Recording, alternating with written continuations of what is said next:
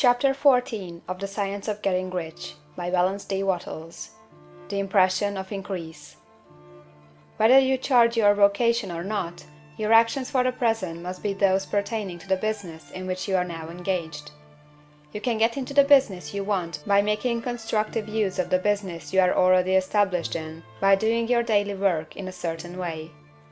And in so far as your business consists in dealing with other men, whether personally or by letter, the key thought of all your efforts must be to convey their minds the impression of increase. Increase is what all men and all women are seeking. It is the urge of the formless intelligence within them, seeking fuller expression. The desire for increase is inherent in all nature. It is the fundamental impulse of the universe.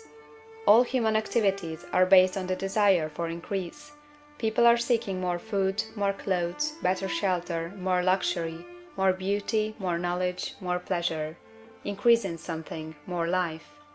Every living thing is under this necessity for continuous advancement. Where increase of life ceases, dissolution and death set in at once. Man instinctively knows this, and hence he is forever seeking more. This law of perpetual increase is set forth by Jesus in the parable of the talents. Only those who gain more retain any. From him who hath not shall be taken away even that which he hath. The normal desire for increased wealth is not an evil or a reprehensible thing. It is simply the desire for more abundant life. It is aspiration. And because it is the deepest instinct of their natures, all men and women are attracted to him who can give them more of the means of life.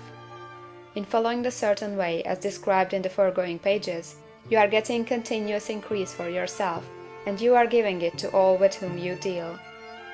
You are a creative center, from which increase is given off to all. Be sure of this, and convey assurance of the fact to every man, woman, and child with whom you come in contact.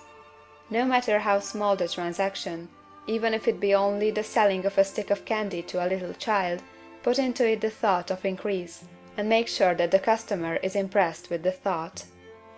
Convey the impression of advancement with everything you do, so that all people shall receive the impression that you are an advancing man, and that you advance all who deal with you.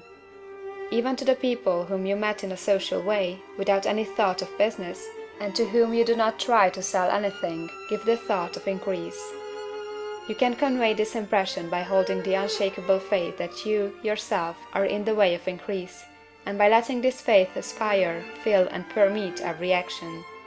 Do everything that you do in a firm conviction that you are an advancing personality, and that you are giving advancement to everybody.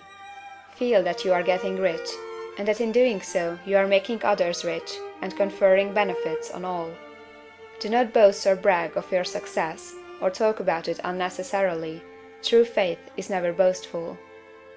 Wherever you find a boastful person, you find one who is secretly doubtful and afraid.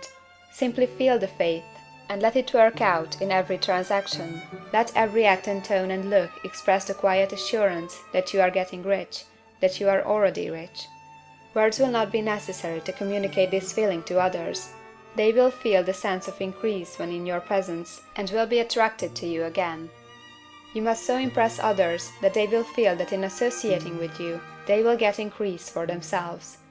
See that you give them a use of value greater than the cash value you are taking from them. Take an honest pride in doing this, and let everybody know it, and you will have no lack of customers.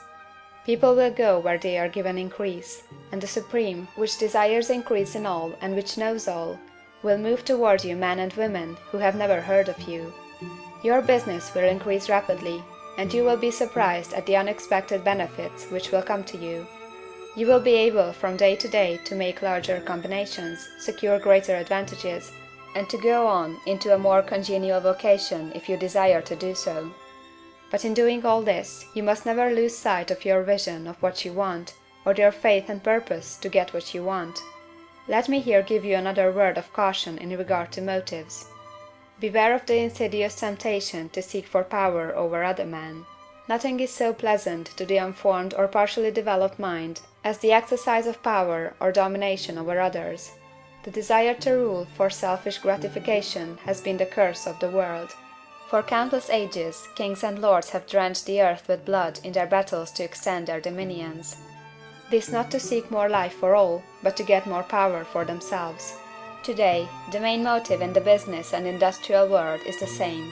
Men marshal their armies of dollars, and lay waste the lives and hearts of millions in the same mad scramble for power over others. Commercial kings, like political kings, are inspired by the lust for power. Jesus saw in this desire for mastery the moving impulse of that evil world he sought to overthrow.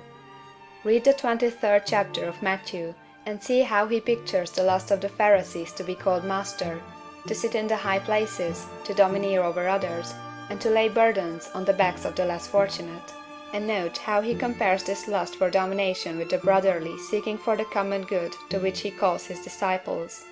Look out for the temptation to seek for authority, to become a master, to be considered as one who is above the common herd, to impress others by lavish display, and so on.